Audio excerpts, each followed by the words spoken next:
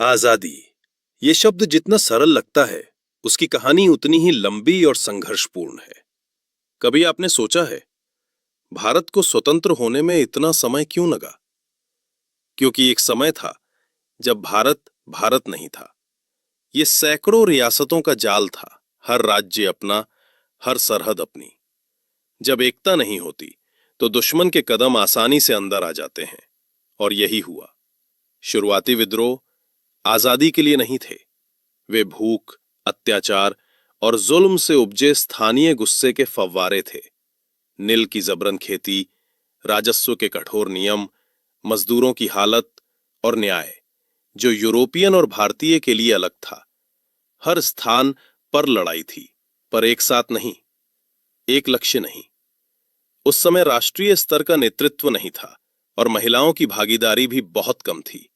देश था, पर देश की आवाज नहीं।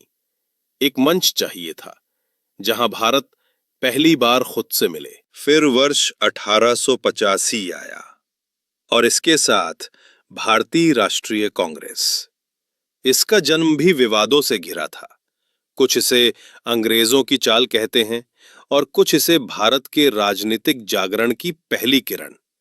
पर सच ये है कि यहीं से देश ने बोलना शुरू किया, पहली बार एक साथ, एक लक्ष्य के लिए। कांग्रेस ने उस समय स्वतंत्रता की मांग नहीं की, उसने कुछ और बड़ा किया। राष्ट्र भावना जगाई, विचारों को जोड़ा, राजनीतिक सोच को जन्म दिया, और प्रेस की स्वतंत्रता को हथियार बनाया। 1885 से 1910 तक जो कार्य हुआ, वही आगे चलकर स्वतंत्रता संग्राम की नींव बना। तो स्वतंत्रता देर से क्यों आई? क्योंकि लड़ाई शुरू करने से पहले हमें खुद को पहचानना था। एकता, नेतृत्व और राष्ट्र की भावना, जब ये तीनों बने, तब आजादी अनिवार्य हो गई, और भारत अमर हो गया। सन 1905 में लोकमान्य तिलक ने भारत के युवाओं को संबोधित करते हुए कहा, मैं तुम्हें यह स्पष्ट रूप से कहना चाहता हूं, भारतीय राष्ट्रीय कांग्रेस की असली सफलता उस दिन मानी जाएगी जब इस देश का युवा स्वयं कांग्रेस के कार्यों पर प्रश्न उठाना शुरू करेगा। क्योंकि जब युवा सवाल पूछता है, तो इसका अर्थ है कि उसने राजनीतिक समझ विकसित कर ली है। अब वो अंधानुकरण नहीं करता, वो अपने देश की पीड़ा और उसकी जरूरतों को समझकर विचार करता है।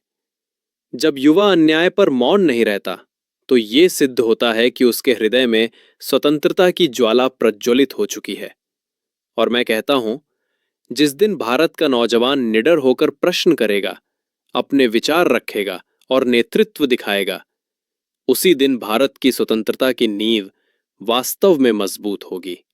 अगर ये कहानी आपको छू गई, तो इसे आगे बढ़ाइए, क्योंकि इतिहास केवल पढ़ने के लिए नहीं, महसूस करने के लिए होता है।